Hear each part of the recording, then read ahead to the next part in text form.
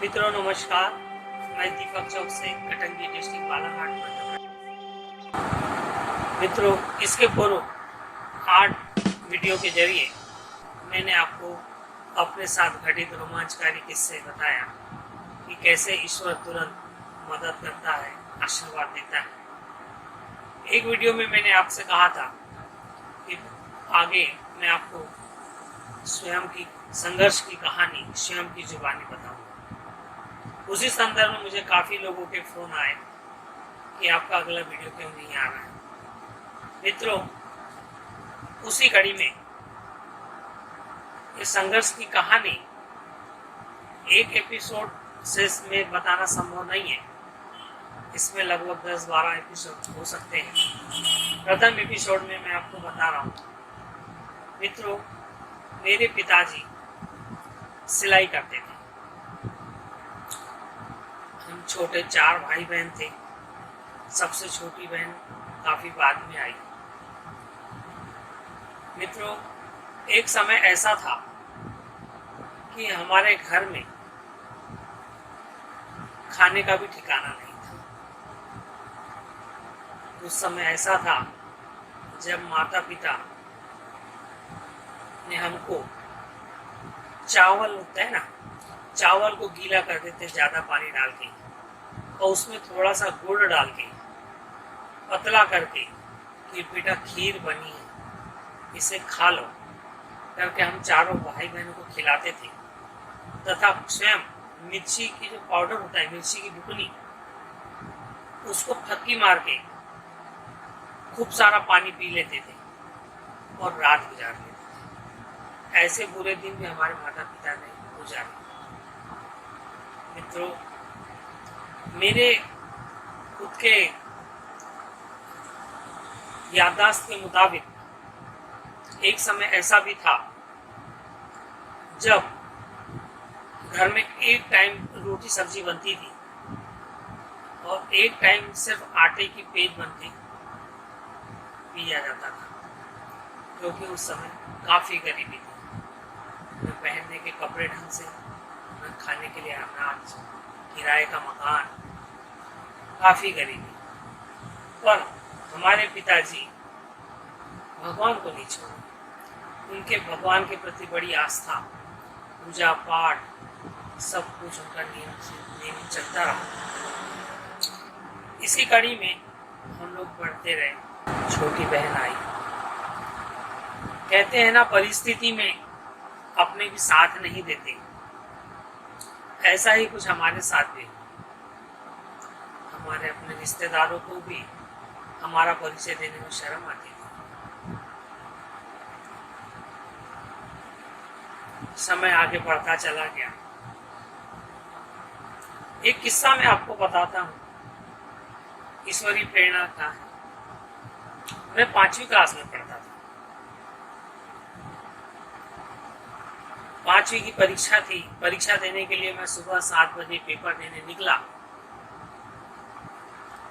तो एक पागल कुत्ता मेरे पीछे दौड़ गया। ईश्वर की आस्था थी। मैंने जोर से चिल्लाया, हनुमान जी बचाओ। यह क्या?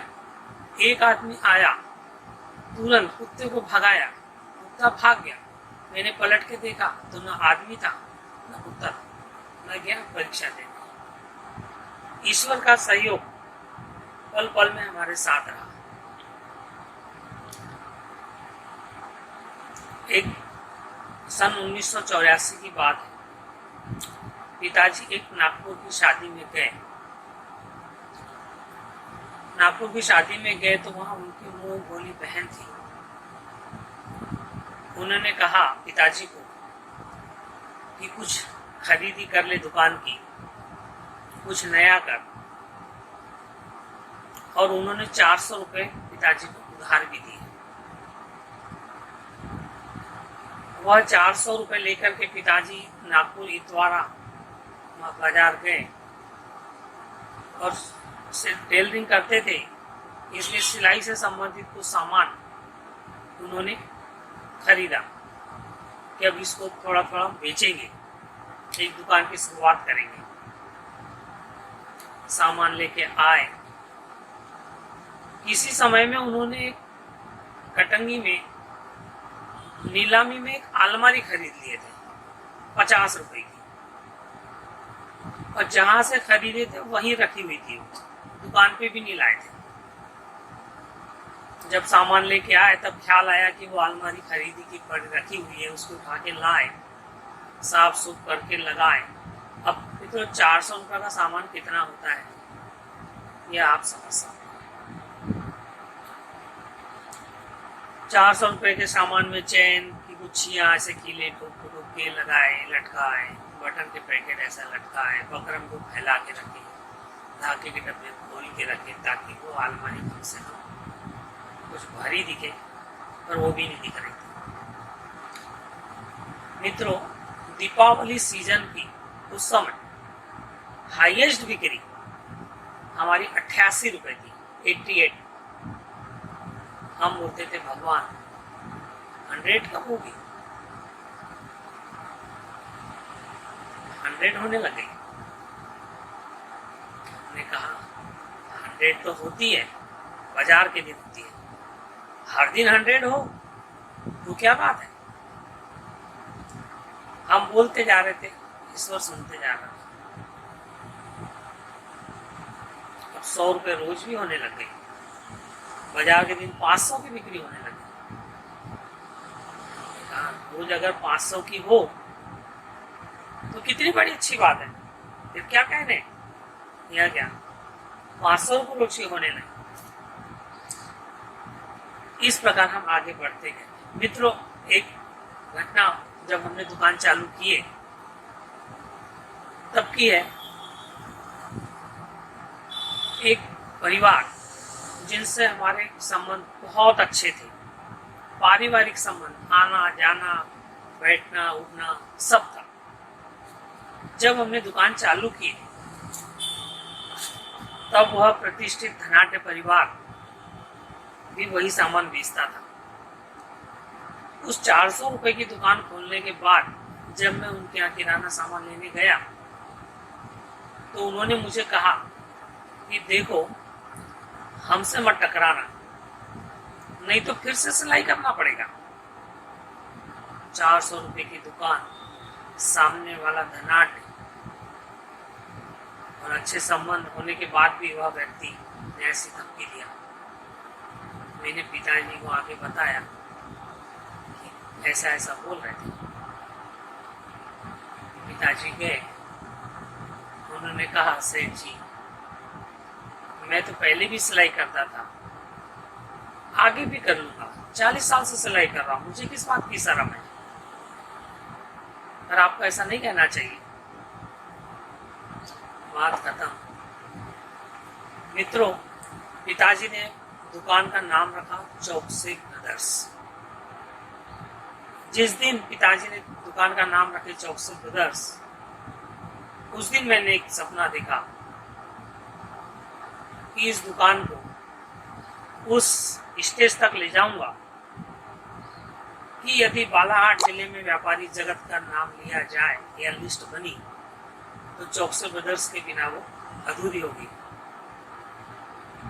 ईश्वर कृपा से आज ऐसी स्थिति है कि आज जिले में नाम चलता है।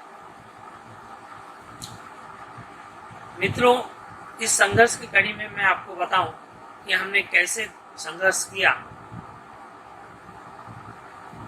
कैसे आगे बढ़े। हम बालाहाट से खरीदी करते थे, 1 रुपए 5 पैसे में धागे के लिए लाते थे और कटंगी आकर के 1 रुपए 10 पैसे में बेचते थे। हमारी दुकान खुलने के बाद लगभग 11 दुकानें और खुली, सभी लोग टेलिंग मटेरियल बेचने लगे। पर ऐसी स्थिति में कोई भी नहीं चला पाया और सब बंद। मित्रों, जब मैं बालाहाट खरीदी करने जाता था तो आपको ये जानकर आश्चर्य होगा, सिर्फ 2 रुपए 50 पैसे खर्च करके मैं खरीदी करके बालाहाट से वापस भी आ जाता था। वह कैसे, यह मैं अगले वीडियो में आपको दिखाऊंगा, समझाऊंगा कि कैसे 2 रुपये 50 पैसे में खरीदी करके सामान साथ में लेकर के मैं वापस कटंगी आ जाता था। तब तक के लिए नमस्कार, धन्यवाद।